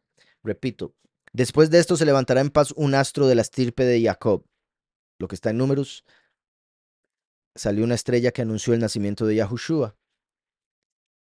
Pero después dice, entre paréntesis, y surgirá un hombre de mi semilla como sol justo, caminando junto con los hijos de los hombres en humildad y justicia, y no se hallará en él ningún pecado. Los cielos se abrirán sobre él para verter las bendiciones del Espíritu del Padre apartado. Él mismo derramará también el Espíritu de favor sobre vosotros, lo cual sucedió en Shavuot, fiesta que estamos a 3 días. Seréis sus hijos en la verdad y caminaréis por el sendero de sus preceptos, los primeros y los últimos. Este es el retoño del poderoso Altísimo y la fuente misma para vida de todo ser humano. Ahí se acaba el paréntesis. Brillará entonces el cetro de mi reino, y de vuestra raíz nacerá un tallo.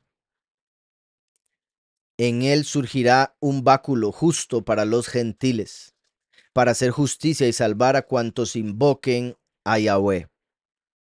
En él surgirá un báculo justo para los gentiles, para hacer justicia y salvar a cuantos invoquen a Yahweh. Raíz y rama, de la rama saldría el báculo, o sea, el reino, para traer justicia y salvar a los que invocan el nombre, como en el fin de los tiempos del último, que se manifiesta la justicia a través de las plagas y demás, pero salva también a los 144,000 por la obra de Yahushua, claro está. Luego volverán a la vida Abraham, Yitzhak y Jacob, ¿verdad? La resurrección de los muertos. Y mis hermanos y yo seremos jefes de nuestras tribus en Israel. Leví el primero, yo el segundo, el tercero y Ahusef. Recuerden que de Leví vino Juan el Bautista, que primero preparó el camino. Después vino Yahushua de segundo a través de la tribu de Yahudá, siendo el primero en lo que respecta el inicio de todo lo espiritual, puesto que Juan el Bautista vino a cerrar todo lo carnal.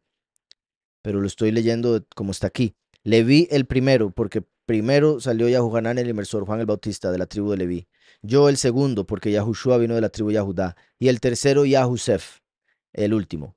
Después dice el cuarto, Benjamín, los 144,000 que son los últimos, como Benjamín fue el último hijo. Benjamín significa hijo de los últimos días. Benjamín, hijo de la mano derecha. se interpreta, repito, como Ben Yomim, hijo de Días. El quinto, Shimón. El sexto, Yisachar. Shimón escuchado, que se puede ver como los muchos, que son escuchados por su fe en el corazón para ser justificados. A pesar de que el escriba que venía de Shimón cambió la Torá, cambió el nombre, pero después sería escuchado por su fe en Mashiach. El sexto, Yisachar. Yisachar significa hay recompensa, así como la va a haber para los que sean justos de entre las naciones. Y así sucesivamente todos. Vean qué curioso que solo mencionó esos. El soberano bendecirá a Leví, el malach de la faz, a mí. Las potestades exaltadas a Shimón, el cielo a Dan, las delicias a Neftalí, el sol a Gad, los olivos a Asher. Vean qué curioso. Aquí, no, me salté unas cuantas, perdón. El soberano bendecirá a Leví, ¿verdad? El soberano mismo a Leví. ¿Por qué? Porque, repito, las porciones, las ofrendas eran para Leví en el sacerdocio terrenal. Entonces la bendición que traían a Yahweh, Yahweh se la daba a Leví. También recuerden que en ese tiempo gobernaba un ángel representando al Todopoderoso, que sería el que bendecía a Leví, o sea, el sacerdocio terrenal, que es una representación, porque él mismo era una representación. Heilel era una representación de la estima del Todopoderoso, hasta que cayó. Igual que Leví, cuando mató a Mashiach, cayó. Curiosamente, Caifás significa piedra, y Yahweh le habla a Heilel a través de Tzur, que lo traducen como tiro en Ezequiel 28, que significa una roca. Entre otras cosas que he mencionado acerca del aspecto negativo del sacerdocio terrenal. El soberano bendecirá a Leví. El ángel de la faz era Micael, a mí, o sea, Yahudá. Las potestades exaltadas a Shimón. Ahora había dicho de Shimón como los muchos. El cielo a Rubén. A Isahar la tierra. El mar a Zebulón. Las montañas a Yahusef, que eso venía siendo como dando a entender las bendiciones que recibiría cada uno en su tierra. La tienda a Benjamín. En Benjamín era que estaba el Mishkan de Yahweh, el templo de Yahweh, que empezó como una tienda. Las luminarias del cielo a Dan. Qué curioso porque el pueblo se fue a adorar las luminarias, a adorar el ejército de los cielos. Y recuerden que Dan se desvía y el final en Apocalipsis no se menciona. Las delicias a Naftalí, el sol a Gad, los olivos a Asher. Habrá un solo pueblo del soberano y una lengua. Vamos a volver a la lengua original hebrea como está también en los profetas. Y un solo pueblo. No existirá ya el espíritu engañoso de Beliar. Bendito sea Yahweh. Porque será arrojado al fuego para siempre jamás. Los que hayan muerto en la tristeza resucitarán en gozo. Y los que hayan vivido en pobreza por el soberano se enriquecerán. Los necesitados se hartarán, se fortalecerán los débiles, y los muertos por el soberano se despertarán para la vida. Los siervos de Jacob correrán con gozo, y las águilas de Israel volarán con alegría. Vean cómo menciona a los siervos de Jacob, el nombre que representa a los muchos, el primer nombre cuyo significado tiene connotación negativa, suplantador, como los que suplantaron el nombre del Todopoderoso y el de su Hijo. Siervos, no refiriéndose a siervo de servir, sino el animal. Siervos, animales terrestres. Los siervos de Jacob correrán con gozo, los muchos se van a alegrar. Las águilas de Israel, o sea que vuelan, los que son como Malachim, los pocos que van a ser como Malachim, representados por el nombre de Israel, que significa quien gobernará como el poderoso, el que contiende con el poderoso y con los hombres, hasta llegar a gobernar como el poderoso, volarán con alegría, gozo y alegría. ¿Se acuerdan dos palabras que hemos visto eh, en hebreo? Una que hace alusión al primero, otra hace alusión al último. Curiosamente, una de esas es la que usamos para el logo nuestro de la congregación, la menorá, la palabra que se forma arriba con las luces. Shin, Vav, Shin. Dice, los impíos, esto está en paréntesis, se lamentarán, gemirán los pecadores, pero es cierto. Y todos los pueblos alabarán al soberano por siempre. Guardad pues, hijos míos, toda la ley del soberano, porque hay una esperanza para todos los que hacen rectos sus caminos. Les dijo, hoy muero ante vuestros ojos con 119 años.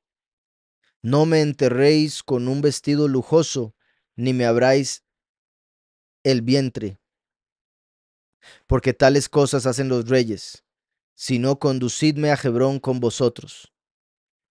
Tras haber dicho estas palabras, se durmió Yahudá. Sus hijos hicieron según lo que les había ordenado y lo enterraron en Hebrón con sus padres. Apéndice Midrash Guayesau.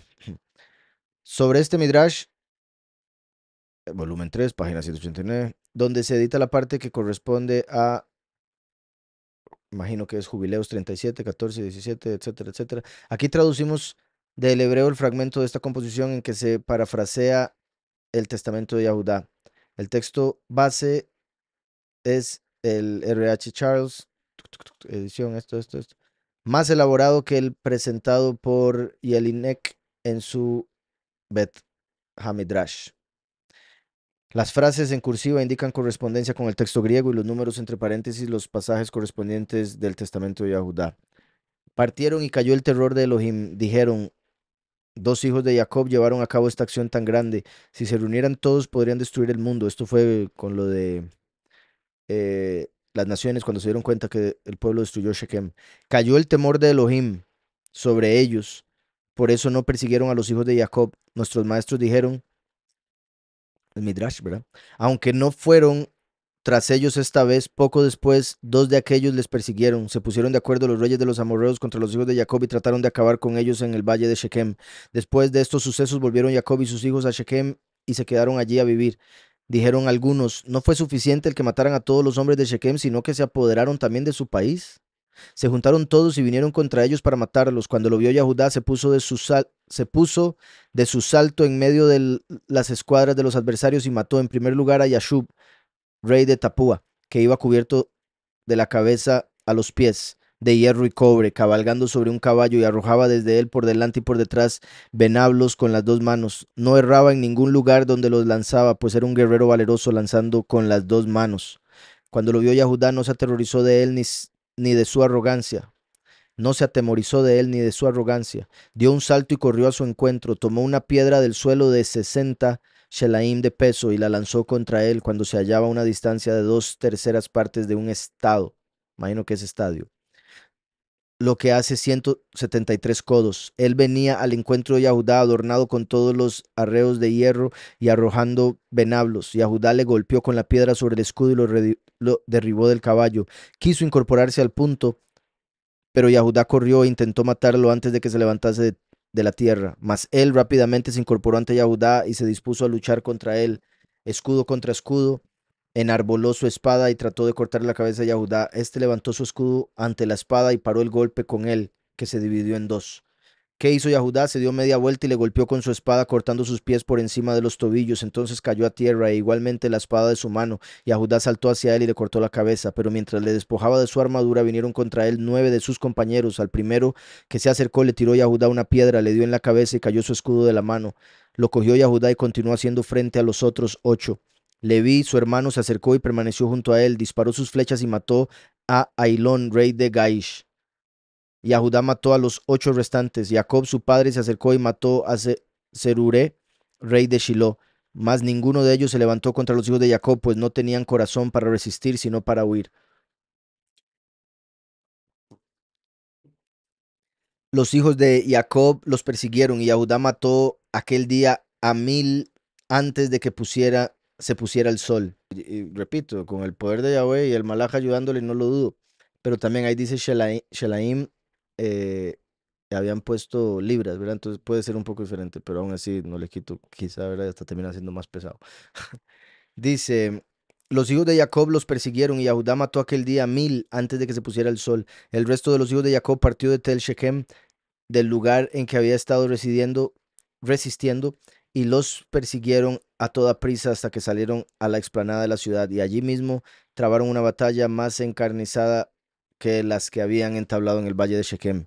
Disparó Jacob sus flechas y mató a Faraón, rey de Hazor, a Pesusé, rey de Sartán, a Labán, rey de Aram, que si eso fue así, habría sido a su suegro, bueno, porque era de Aram, y a Zebir, rey de Mahanaim. Y Audá fue el primero en subir a la muralla de Hazor. 4 guerreros se dispusieron a luchar contra él antes de que se acercara Neftalí, que subía detrás. Aún no había ascendido y ya Yahudá había matado a aquellos 4 guerreros, y Neftalí se apresuró y subió tras él. Por si algo, parte de lo que está saliendo aquí, que estoy leyendo, aparece en itálica, que indica que venía en un texto y no en el otro. Y Neftalí se aprestó y subió tras él. Se colocó Yahudá a la derecha de la muralla y Neftalí a la izquierda, y pronto se vieron rodeados por enemigos que pretendían darles muerte. El resto de los hijos de Jacob se puso en movimiento y subieron detrás de ellos. Rompieron su resistencia y conquistaron aquel día Hazor. Mataron a todos los guerreros sin excepción e hicieron prisioneros al resto. El segundo día fueron contra Sartán y también allí entablaron combate, pues era una ciudad amurallada y segura de su fortaleza, que atacaba a todo el que se aproximaba a ella. No había espacio para acercarse a la muralla porque era resistente y muy elevada, y no había lugar para conquistarla. Aquel día se apoderaron de aquella ciudad, subieron a la muralla, y a Judá el primero desde oriente, Gad desde el poniente, Shimón y Leví desde el norte, y Rubén y Dan desde el sur. Se acercaron Isaacar y Neftalí e incendiaron los espigones de las puertas de la ciudad. Se luchaba con dureza sobre la muralla hasta que subieron allí las tropas de sus aliados. Resistieron contra ellos en la torre hasta que Yahudá la conquistó. Después subió a lo alto de la torre y mató a 200 hombres sobre su techo antes de bajar de ella. Todos los de la ciudad se aunaron y mataron a los extranjeros. No dejaron vivo a ninguno de ellos, porque eran hombres fuertes y valientes para la guerra. Sacaron a los prisioneros de allí y se retiraron tras ellos, marchando a Tapúa. Cuando salieron los de Tapúa a librar a los prisioneros de sus manos, a los que habían cogido en la llanura de la ciudad, se fueron hacia Arbael y mataron a los hombres que habían salido a librar a los prisioneros. Al tercer día fueron a Tapúa por la mañana, y cuando reunían a los prisioneros vinieron los habitantes de Shiloh para entablar combate. Se revistieron entonces de sus armas y salieron tras ellos, matándoles a todos antes del mediodía, entrando después de las mujeres en Shiloh, sin darles ocasión de resistir. Aquel día se apoderaron de la ciudad y sacaron a los prisioneros. Vino el bloque de sus aliados que había dejado en Tapúa, y junto con ellos saquearon la ciudad. El día cuarto cruzaban ante los campamentos de Shebir. Salieron entonces a librar a los prisioneros y bajaron al medio del valle. Se prepararon los hijos de Jacob, subieron tras ellos y los mataron antes de que alcanzaran la altura.